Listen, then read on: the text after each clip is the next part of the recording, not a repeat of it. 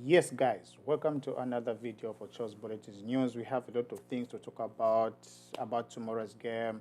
Chelsea taking on Leicester City again. The Foxes, the game which has always been tough for us.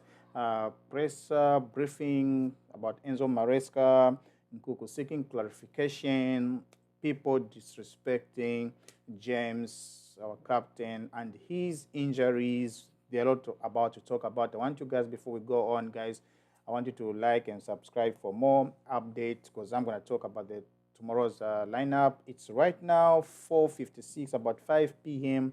We are almost like going to sleep here in South US. You guys in Europe, there, Africa, uh, I think Asia, maybe East Asia, you are a little bit ahead of us. You're gonna be waking up while us we're still sleeping, waiting for the game or in bed. I'm gonna have to wake up early in the morning just to watch the game tomorrow. We do watch our EPL games in the morning actually, 6 a.m., 7 a.m. because of time difference. Yeah. So guys, people are talking a lot about Reece James, which I don't like. I personally, yes, I complained about Reece James at one time, but when you look at I think the way things are moving up, Reece James is our main player as a defensive player. He is our academy graduate. We know that now we're expecting a lot from him. He's missed a lot of games through injuries. He's played only 24% of games this season combined, which is less, much less for a captain. 24%. 24% is for any player maybe coming on from the reserve, plays maybe cup games or what. But for caliber of Reece James, it's not easy. Like for him, he's trying by all means to overcome the injuries. The injury, which has the latest injury for the hamstring, which has come up right now, it's something which has been like terrorizing him even way back before, but it wasn't like that serious. Maybe his body is overloaded or something like that, but I'm not sure about that. But you know that all his hamstring, it's there again. So as Enzo Maresca always said, no, it's just a minor injury. He's gonna be back soon. We know the weights of Maresca now. Maresca, when he says something, it's very small, which means it's very big. He's never going to say that, no, it's something very big or what. He's always saying, no, it's very small. He's going to miss 2, 3 games. But in actual sense, maybe he's going to miss like 6 games, 7 games. We all hope the best for him to get well soon. He's our main captain. But I don't like the way people are coming out saying, oh, James has to be sold. He's one of the highest paid players. He's not contributing. Guys, let me tell you one thing. We shouldn't be in the position whereby we sell a player. If he recovers nicely, he starts playing regularly, then we start saying, no, why did we sell? Did you sell that player? We have the examples. We know for the players of the past we did let go. Those players, they are doing fine. They came to hunt us down, which is not okay. Yes, Mohamed Salah is playing for Liverpool. But I wish all those magic and goals and whatever he's doing for Liverpool, I wish he was doing that at Chelsea. Because at that time when he was there at Chelsea, we never used to give young players chances. Yes, at that time, when the time I was Chelsea, he had very competitive. We had players like on his space, like Eden Hazard, who was undroppable. They were big names that time, but I wish he was doing that for Chelsea. The other player I can say is Kevin De Bruyne. We all know the story about Kevin De Bruyne. Kevin De Bruyne, where is he now? Look at what he's done for City. Let us learn a lesson, because just letting a player because of injuries is not good. We can let a player go if he's not performing well. Yes, we're going to say, no, they gave him chances, but he's not performing well. But look at the way Reece James is playing. He's our academy graduate. He's a captain. He really wants to play, but his body is not that up to the level. It's like he's trying to force himself to get back to his full fitness, but he's just feeling there's just that thing which is humping him down. We have to wish him all the best. Wish him to get well soon. Not like, no, we should sell him, we should do what? Okay, right. We sell Reece James. Who are we going to buy on the right back? Right now, there are no better right back at a cheaper price. If it's to fork out a right back at the caliber of Reece James or a maybe high matcher than Reece James, it's going to cost Chelsea maybe 55 to 50 million. When you have your own player who just needs like, to be taken care of, we know that if he's fit, the guy he's unstoppable. He does everything. He's more like he's a midfielder. He's a defender. He's a winger. He takes free kick, corners. He scores. He defends. He's like a 5-in-1 player, just like Kai Walker described him. He's Carvajal. He's a Trent Alexander-Arnold. He's got the speed of Trippier. He has the technique of Kai Walker. He's kind of 5-in-1. We can't just let go of a player of a caliber like that. I'm not happy he's not playing. He's not happy too. He's a top leader at the club. He really want to show it that no, he's capable of. Let's just give him time and support. He really needs our support in this time. Don't go over to his page and start writing shit about our captain. He's our academic graduate. Don't just write anything shit up on his page. Let's just respect him. That he needs our support. Not all those insult people keep on talking about, writing here, there, here, there. No, we gotta have to move on and support our captain. Mm. Another player who's been complaining, it's about Christopher Nkuku. Christopher Nkuku hasn't come out open like to complain, say no, I really wanna play, I really need this, I really need that. No, Reece James, his agent, he's talking behind the back. His client wants to play. Nkuku feels like he's a starter in the EPL. He's 27 years old. He needs to play. He's at the age whereby he needs to be playing regularly. Because when he hits 30, we know that no, at the age of 30, players, it's undecided if the career is gonna continue going up or it's gonna be going down. So he feels like he's much ready to start in the EPL. He's not happy the game time is being given in the Conference League, maybe FA Cup, the games which comes maybe after the ages. He wants to play week in, week out. He really feels like he's ready to start. Like for me personally, I love Nkoku very well because I've watched Nkoku before he came to Chelsea. He's a guy who can create a goal for himself.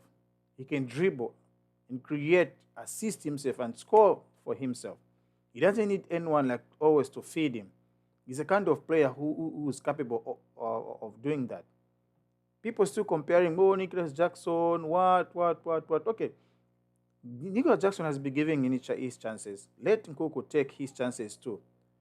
Let Nkoku start for the next 5 games. Then we compare, we see who's going to score more goals, who's going to have more contributions. I'm not saying Jackson is bad, but if we sit down and give another striker a chance and see if he is going to fail or not, because believe me, Nkuku, he's crying out loudly. There's no smoke without fire. He really wants to live. He really wants to play football. If Manchester United, they get him, or Liverpool will get him, any other team, big top team, we're going to regret it. He's not a talent we can just let go of just like that. Enzo Maresca needs to find chances and give chances to everyone. Those players are not B teams. Like Nkuku, he's not a B team player. He's a top player. He's an A player. João Felix is an A player. There's no need to start saying, no, that's a B team. How at the age of 27 he should be in B team? Come on, get serious. He can't be on B team. He's a top class striker. He's a starter on France national team. And when he plays, he scores. So what the hell are they talking about that no, he belongs to the B team or what? For me, Nkuku, I know he's the good player. He has to start in the Premier League. He has to compete with Jackson. I've seen players, 2 strikers competing.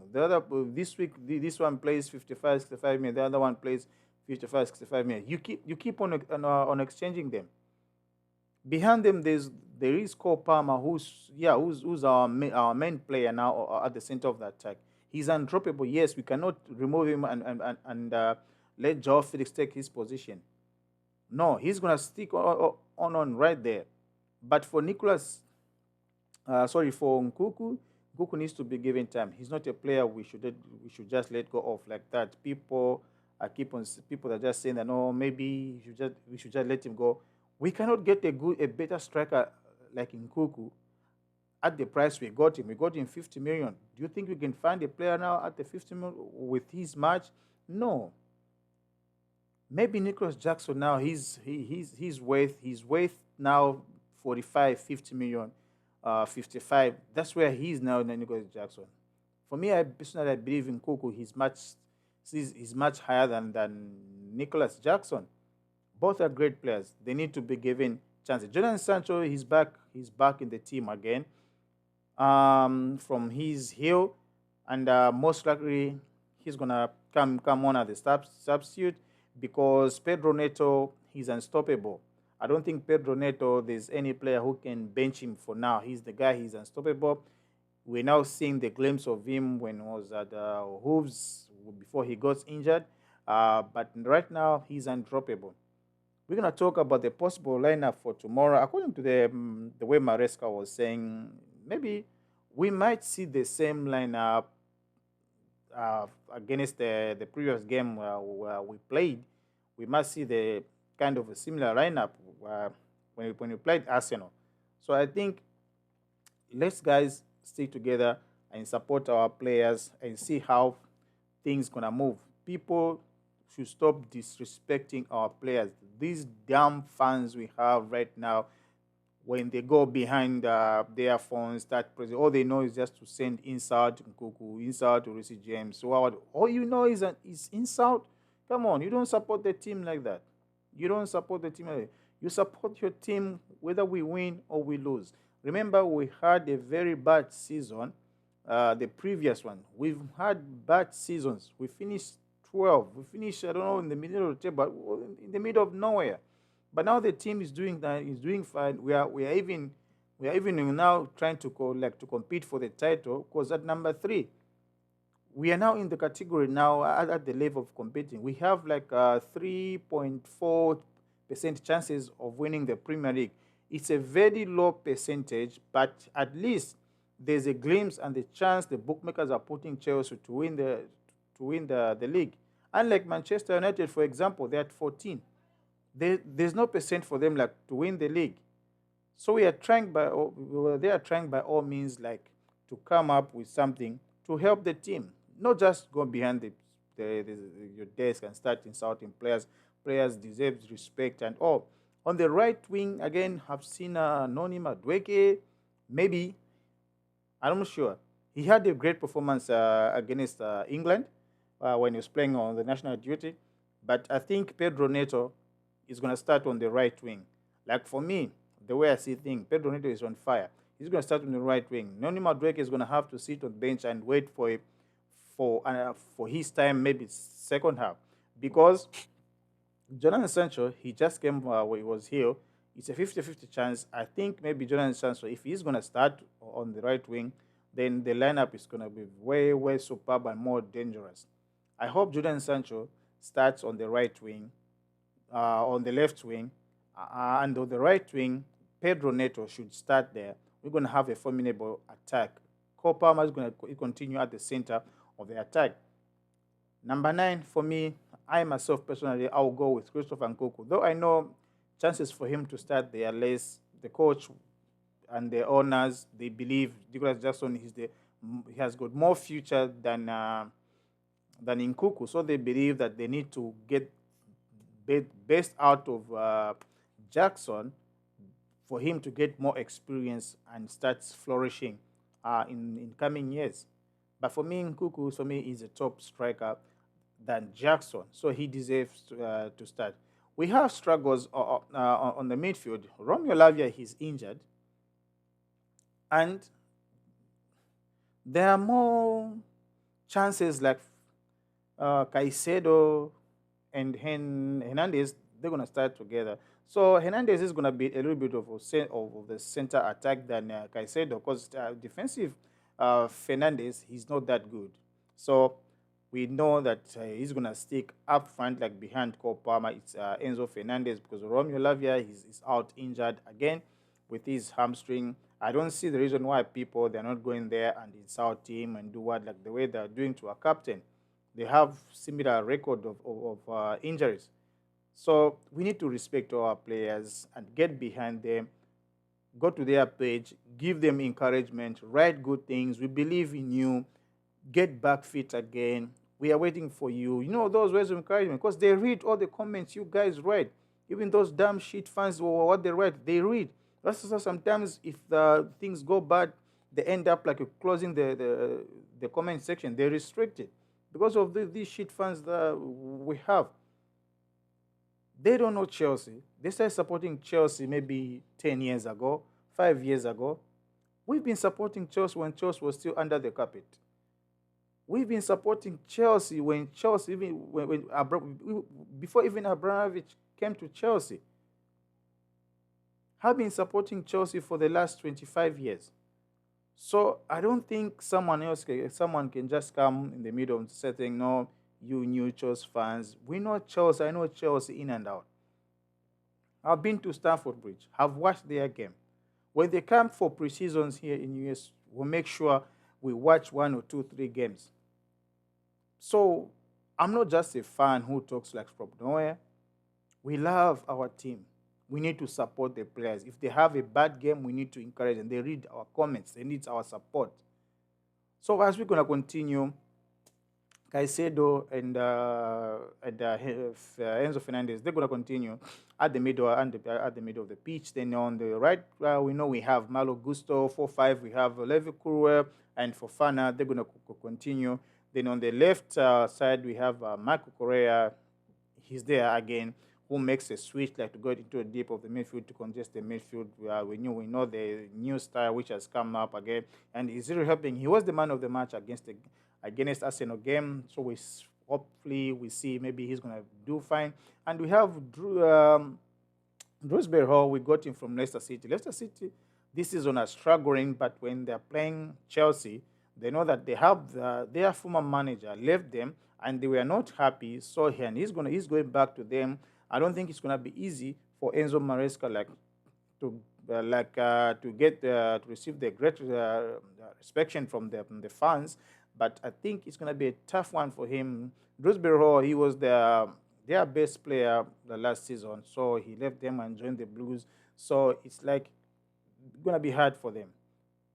I think Drewsbury Hall, if he can start at the middle of the pitch, and Caicedo, it can be a good one, because I've seen the glimpse of the guy, the way what he does outside when what was doing at the preseason. He was doing very fine. So on the left side, yeah, he's there. Marco Correa, he's gonna make those mad runs. What was doing like throughout the game last the other weekend against Arsenal. So guys, I want you to like and subscribe and wait for more tomorrow after the game. I'm gonna have much more match briefings after the games, the good things and the bad things. We're gonna talk about everything, the good and the bad about our game. But I know the prediction of the tomorrow. We might not keep a clean sheet with Sanchez, but I believe we're going to win the game maybe by 2-0. See you guys one more time. Don't forget to like and subscribe. We're going to talk more in the morning tomorrow about the game.